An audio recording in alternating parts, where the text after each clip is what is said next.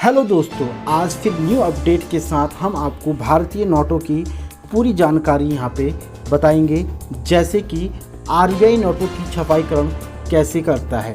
दूसरा पॉइंट बताएंगे आरबीआई ने पहली बार कितने का नोट छापा था और कब छापा था। और तीसरा पॉइंट आपको बताएंगे कि भारतीय नोट में कितनी भाषाओं का प्रयोग किया जाता है।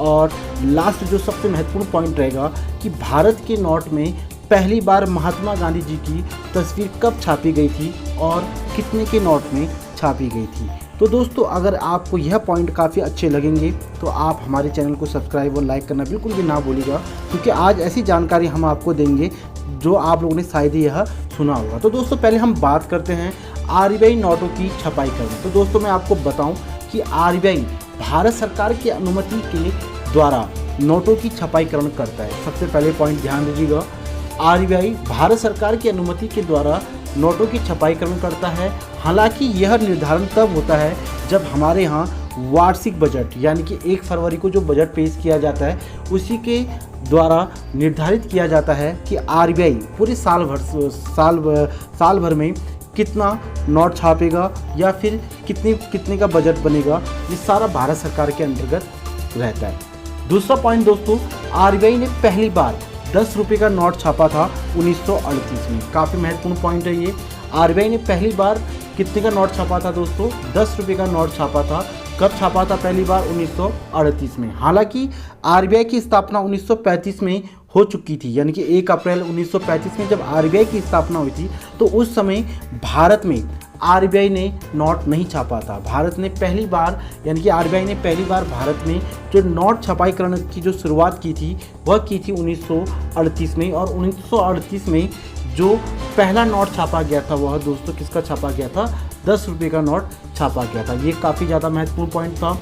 इसी के साथ आपको शायद यह बात जान के काफ़ी हैरानी होगी कि भारतीय नोटों में टोटल 17 भाषाओं का प्रयोग किया जाता है। दोस्तों ध्यान दीजिएगा, 17 जो लैंग्वेज है हमारे उनका प्रयोग किया जाता है हमारे भारतीय नोटों में। अब आप कहोगे सर कि 17 जो भाषाएं हमारी वह किस प्रकार की होती हैं, तो ध्यान दीजिएगा, एक तो अंक और अंकों में जो रुपया लिखा होता है और एक आपका शब्दों में लिखा होता है। दो तो आपको फ्रंट लाइन में दिखाया जाता है, लेकिन एक आपको पता होगा इस बॉक्स के अंतर्गत 17 भाषाएं यानी कि 15 भाषाएं उसमें क्या की जाती है दोस्तों? जोड़ी जाती है।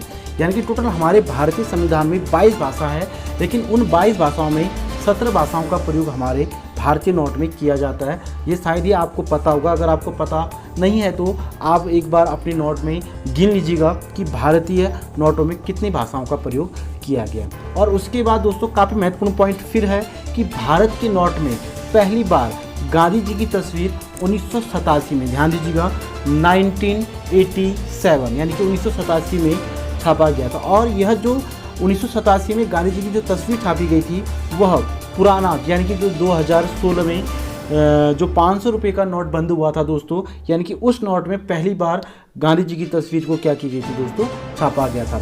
अब आप कहोगे कि सर यह जो 2016 में समाप्त हुआ था जो 500 रुपये का नोट, यह पहली बार चलन में कब आया था? तो दोस्तों मैंने अभी आपको बताया कि 1987 में पहली बार जो पुराना 500 का नोट था वह पहली बार चलन में लाया गया था। हालांकि उससे पहले जो 1000 का नोट था वह 2000 यानी कि सन 2000 में उसको चलन में लाया गया था। लेकिन उससे पहले ही हमारे यहाँ 500 का जो नोट था दोस्तों उसको 1987 में ही क्या कर दिया गया था?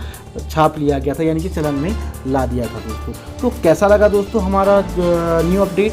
और यह काफ़ी ज़्यादा महत्वपूर्ण पॉइंट है जो आप लोगों के लिए काफ़ी ज़्यादा महत्वपूर्ण रहेगा और ये जानकारी आप लोगों को आनी चाहिए।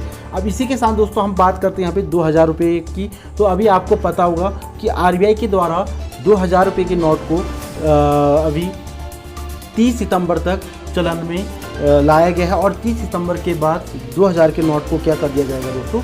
बंद कर दिया जाएगा। तो आप लोगों से रिक्वेस्ट है कि अगर आपके पास 2000 रुपये के नोट है तो एक दिन में मात्र 20,000 रुपये यानी कि 2,000 रुपये की 10 नोट आप क्या कर सकते हैं? बैंक में जाके बदल सकते हैं और उसी के अनुसार आपको 500 या 100 या 200 रुपये के नोट दिए जाएंगे। तो दोस्तों कैसा लगा आपको ये जानकारी? अगर बढ़िया लगा हो तो चैनल को लाइक और सब्सक्राइब करना बिल्कुल भी ना भूलिए। जय हिंद, जय भारत।